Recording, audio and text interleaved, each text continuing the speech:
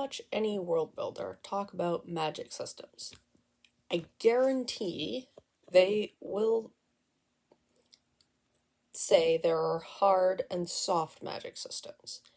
And they will point to Lord of the Rings as an example of a soft magic system. But this is missing something important. What no one talks about in relation to Lord of the Rings and magic is that who the perspective character is makes a big difference for how the reader sees the magic. There are rules to this magic system. And yes, it is one system, not multiple. But Frodo doesn't know what those rules are, and Lord of the Rings isn't interested in telling us by any other means.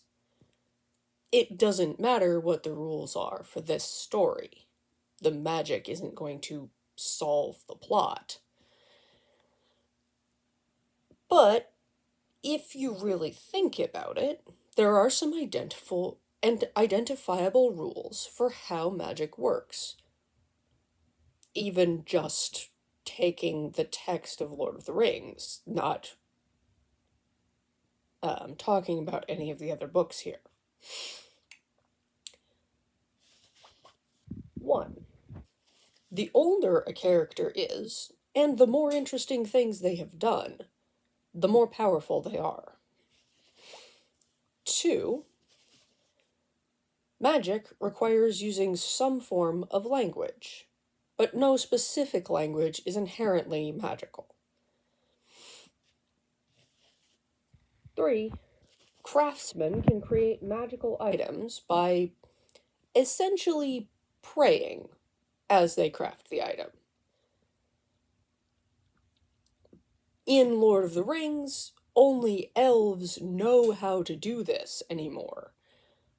But there's proof that humans did do it at some point and can do it because we have the daggers from the barrows, which were made by the men of Arnor. 4. Rings of power enhance the characteristics of their wielders, at the cost of eroding their connection to the physical world. Right? We get Bilbo's description of what having the One Ring is like, and presumably some variation on that is also experienced by the other ring bearers, Galadriel and Elrond. Gandalf, of course, is not really subject to that effect, but that's because of what kind of creature he is.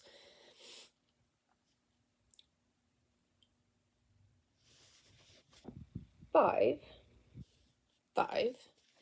Magic can be enhanced by using natural materials while casting the spell.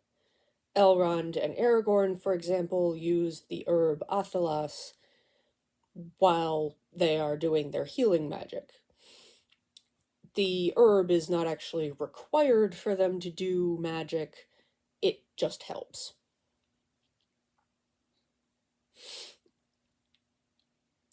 Frodo, of course, doesn't know any of this, but as I've alluded, some of the characters in the world absolutely do. Elrond being an example, but also Galadriel, Aragorn to some extent, even Faramir and Denethor to a limited degree. This is also a magic system that you don't need to know anything about in order to use. In fact, you don't even need to know you are doing magic to do magic. There's an example of this in the book. Éowyn does magic when she confronts the Witch King, countering his magical despair aura with a spell of her own. in the form of a poem. She doesn't know she is doing magic. She is just doing what heroes in songs do. But there's a reason why heroes in songs did that. What she does with the Witch King is exactly the same as what Gandalf does on the bridge in Moria. That is, the encounters have the same format. 1. The villain makes some assertion. Balrog, the flames will consume your flesh. Witch King, no living man may kill me. Right? These assertions are true as far as they go. Right? These villains are not lying, they are telling the truth about what will occur or what can occur. Second thing that happens in these encounters, though, is the hero reveals an aspect of their identity which contradicts the previous assertion. Gandalf says, I am a servant of the secret fire, which you wouldn't necessarily realize from just reading the book, unless you went and read the appendices, what this actually means, but it means he's not a human. He is an angelic being, not bound to his flesh, right? And Eowyn, of course, says, Yet no living man am I. You look upon Eowyn, Eomon's daughter. Right, revealing, I'm a girl. Silly. 3.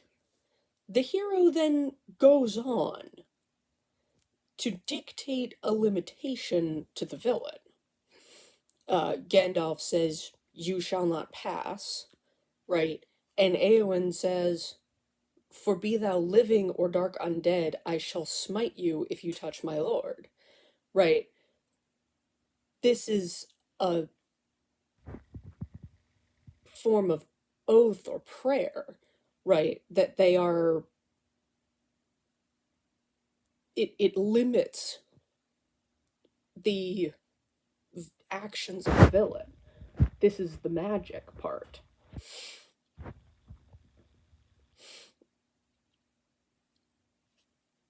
Fourth thing, the villain attacks.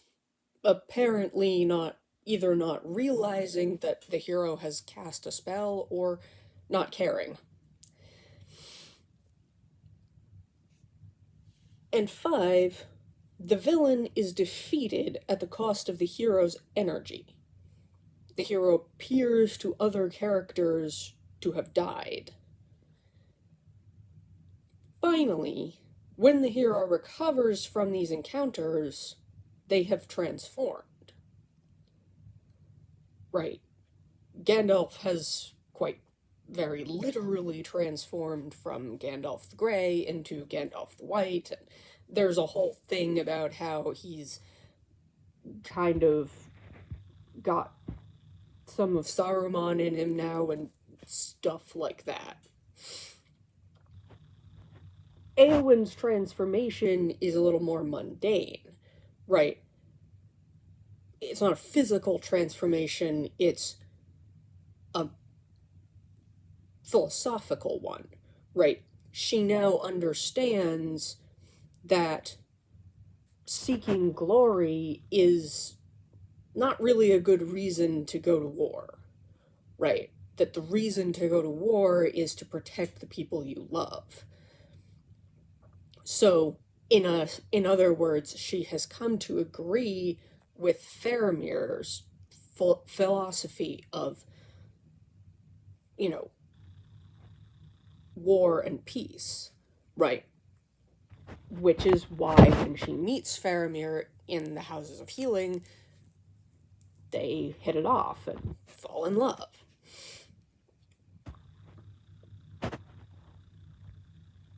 So why do I say this is not a soft magic system. Well, one of the things people talk about when they say a magic system is hard or soft is how much can you use magic to predict what events in the world will how they will happen, what characters will do, right? Can you use your knowledge of what has happened to predict what will happen? Now, I suppose I'm going to kind of cheat here because I'm not using what happened previously to predict what will happen later in the timeline. I'm using what happens in the War of the Ring, i.e., what is documented in the most complete books, to predict what happened in an event that is mentioned only in the appendices of Lord of the Rings, but which happened earlier between the events of The Hobbit and The Lord of the Rings.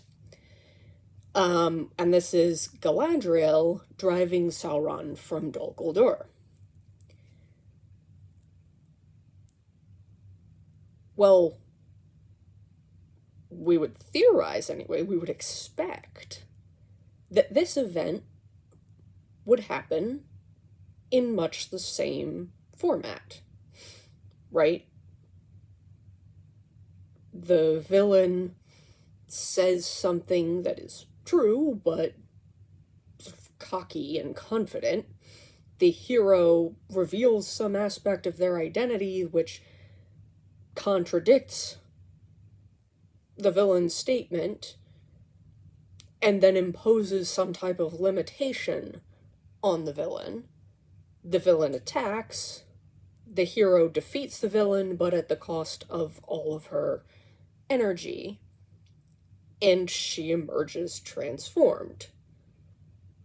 Indeed, Galadriel alludes to this transformation having taken place in Lord of the Rings, right?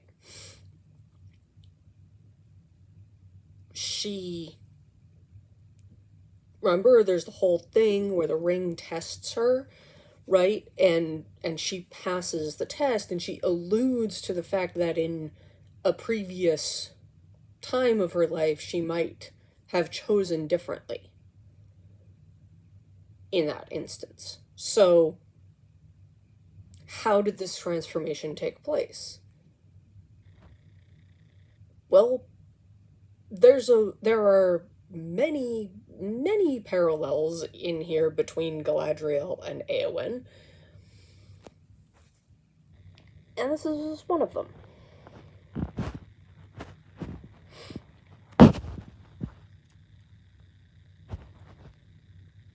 This also isn't the only thing that we can predict from what's in Lord of the Rings, right? Another moment when we see a big, obvious display of magic is, of course, when Aragorn picks up the Oathbreakers, right? These ghostly soldiers. This is another clear display of magic, right?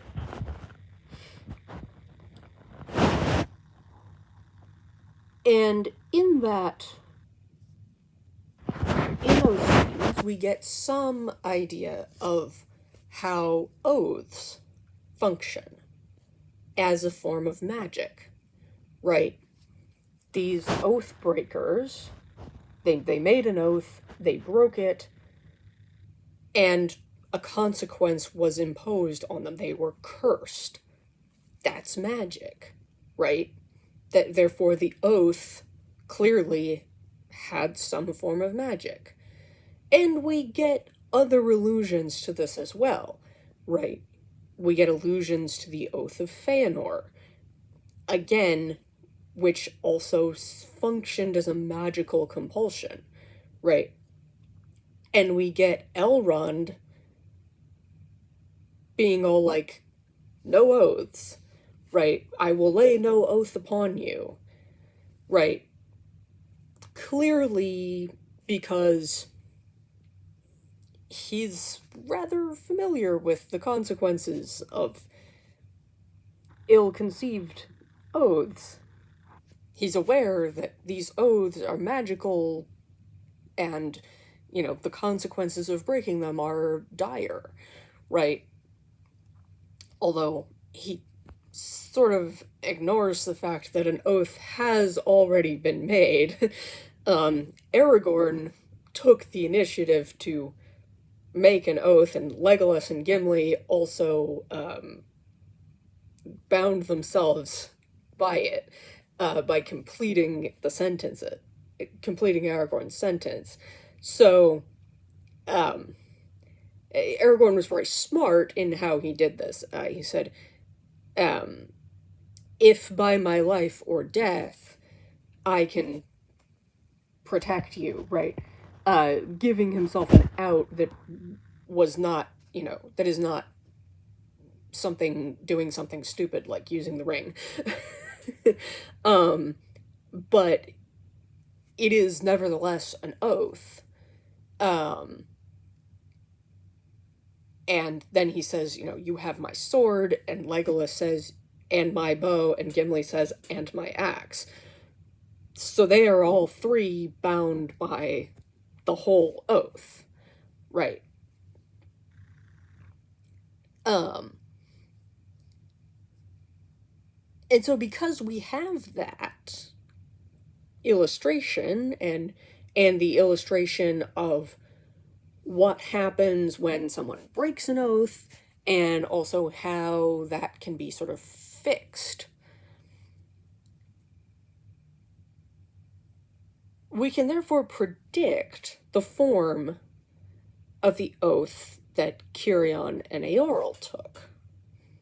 Even though Tolkien never actually gives us the text of this oath.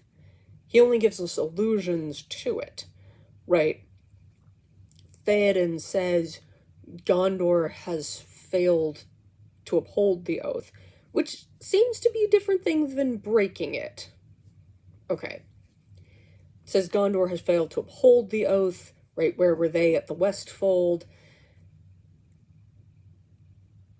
And so we have some idea of what this oath entailed.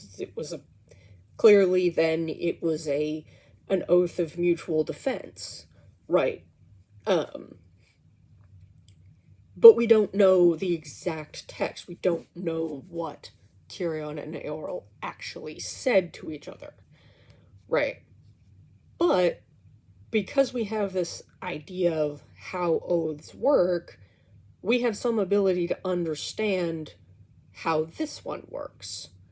And that is actually very relevant to the plot. Because we need to because it's how, if we don't have that, we can't understand Theoden's character motivations, right? Why we can't understand, why he feels slighted, because Gondor failed in their duty, and we also can't understand his ultimate decision to come to the Pelennor Fields anyway, unless we understand how oaths in this universe work, right? As a form of magic. Theoden ultimately recognizes that even though Gondor did not fulfill their end of the oath in the way he would have wanted them to, ultimately, of course, because this is a magical oath, in a roundabout way, Gondor does fulfill it, right? Aragorn shows up with the Grey Company. The Grey Company are, right, Aragorn and the Grey Company, they are related to the royal family of Gondor, but they aren't from Gondor.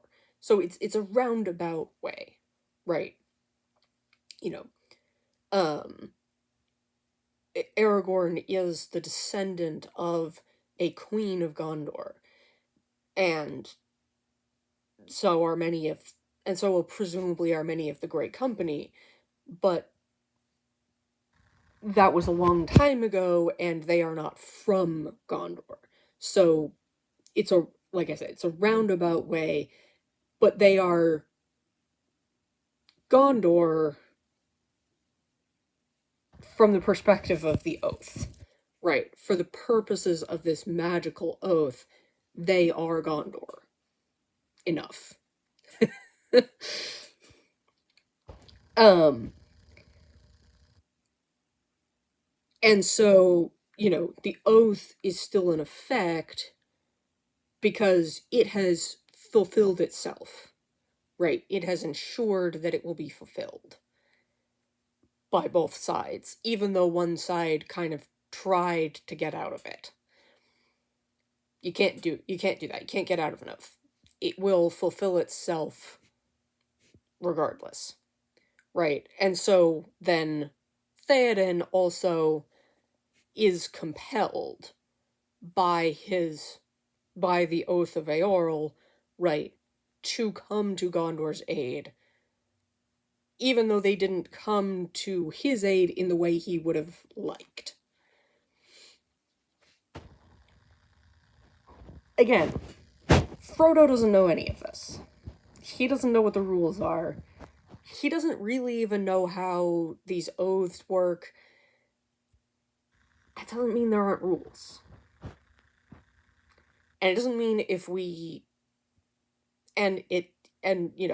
pay close attention, we can tell what these rules are. We can tell how this magic actually works. So, is it really useful to talk about hard and soft magic systems? Not really. Kind of, but not really.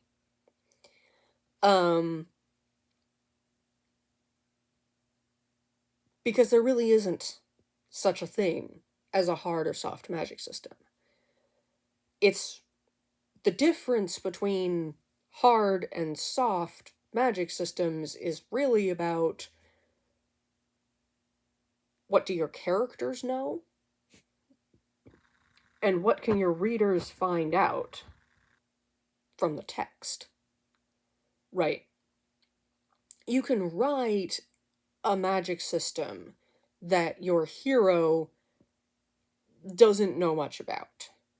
But if other characters in the book do, and they drop bits of lore, either in their sort of actions, or either in their actions or in their dialogue, but, you could do it where, the hero never really learns how the magic works, but the reader can tell how the magic works because of how they see the magical characters operate.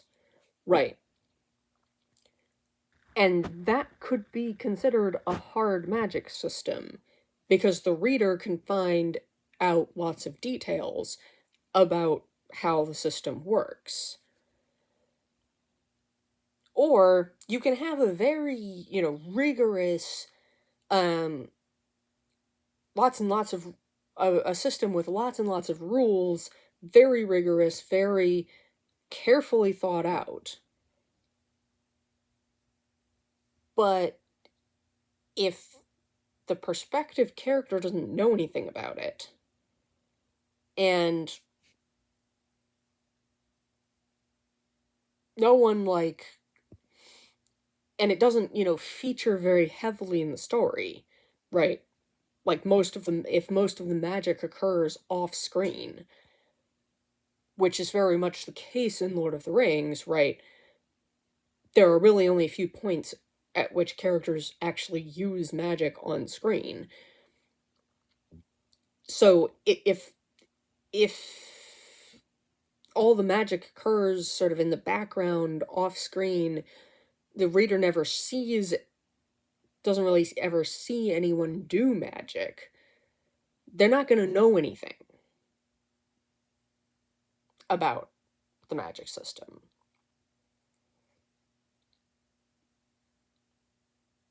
So I feel like this whole thing of hard and soft magic systems is kind of misunderstanding Sanderson's first law of magic, which is the author's ability to solve plot problems is proportional to the with magic is proportional to the reader's understanding of the magic. But what a lot of people seem to have taken from that is, oh well, if you don't plan to solve the plot with your magic, that means you don't have to do a lot of work trying to understand it. Right.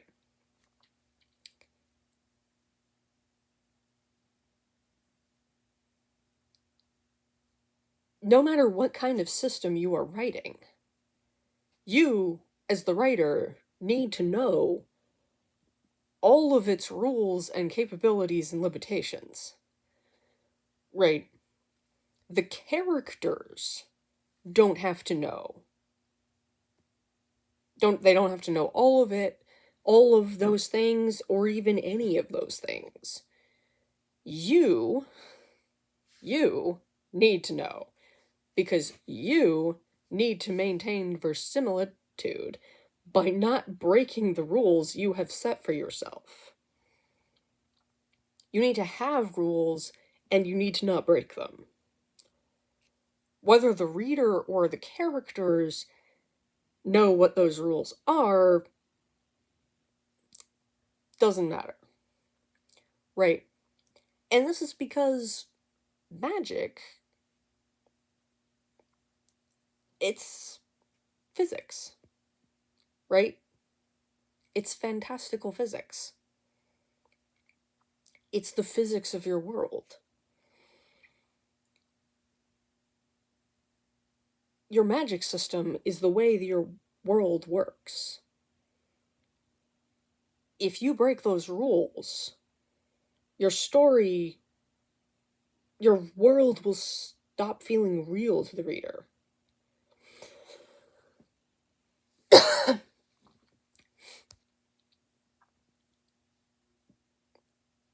Tolkien's quiet consistency in regards to his magic is part of why his world feels so real. Right? If your reader doesn't know how the world works, your story is going to feel flat. Not very compelling. Even if you have interesting characters doing interesting things. But if you have clear rules for how your story works, and you have stuck to them, then your reader will find it compelling, even if they don't understand very much about the magic.